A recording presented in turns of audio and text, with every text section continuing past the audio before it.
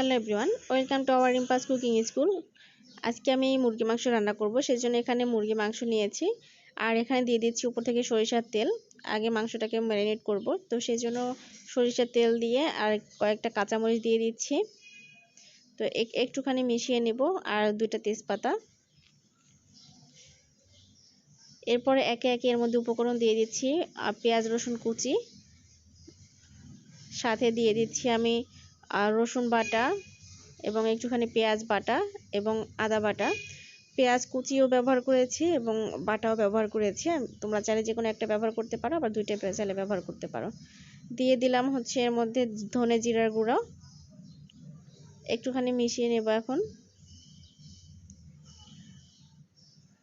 এরপর এর মধ্যে দিয়ে দিচ্ছি স্বাদ মতন লবণ। এরপর পরিমাণ মতো দিয়ে দিব হলুদের গুঁড়া। এরপরে একটু মাখিয়ে নিব। এরপরে আমি এর মধ্যে মরিচের গুঁড়াটাও পরিমাণ মতো দিয়ে দিব।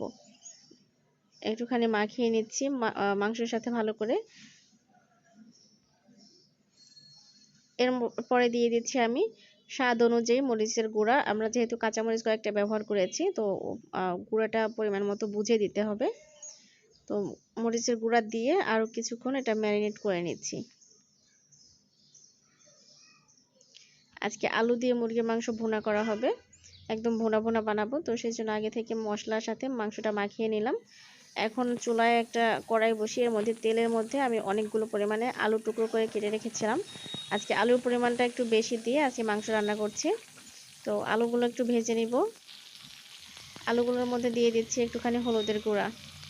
তো হলুদের গুঁড়া দিয়ে আমি ভালো করে একটু এটা ফ্রাই করে নিচ্ছি।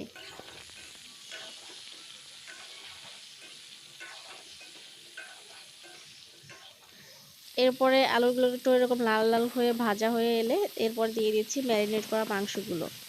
তো মুরগিগুলো এর মধ্যে দিয়ে দিচ্ছি, মাংসগুলো দিয়ে কিছুক্ষণ কষিয়ে নিব। আর এর মধ্যে এক্সট্রা জল ব্যবহার করার দরকার নেই, যেহেতু ব্রয়লার মুরগি।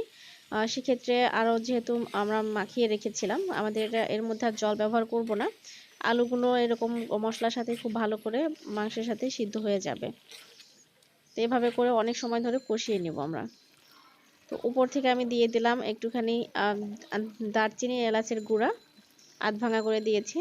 তো এখন আরও কিছুক্ষণ রান্না করে নিব। মাংসটা অনেকখানি সিদ্ধ হয়ে এসেছে, আরও কিছুক্ষণ জাল করে রান্না করলেই হয়ে যাবে। আমরা কিন্তু এখনও পর্যন্ত কোনো জল ব্যবহার করিনি, এটা কিন্তু মাংস থেকে অলরেডি জল বের হয়েছে। তো জল ব্যবহার করতে হবে না, আমরা সরাসরি এই মাংসটা এভাবেই রান্না করবো আজকে, জল ছাড়াই। তো আমাদের মুরগি রান্না করা কমপ্লিট, চুলা থেকে নামিয়ে নিচ্ছি। তোমরা দেখতেই পাচ্ছ মাংসগুলো কিন্তু খুব ভালোভাবে সিদ্ধ হয়েছে জল ছাড়াই, এবং আলুগুলো কিন্তু খুব ভালো করে সিদ্ধ হয়েছে। আলুগুলো আগে থেকে ফ্রাই করা ছিল, যে কারণে বেশি সমস্যা হয়নি। তো আজকে এখানে বিদায় নিচ্ছি, টাটা সবাইকে।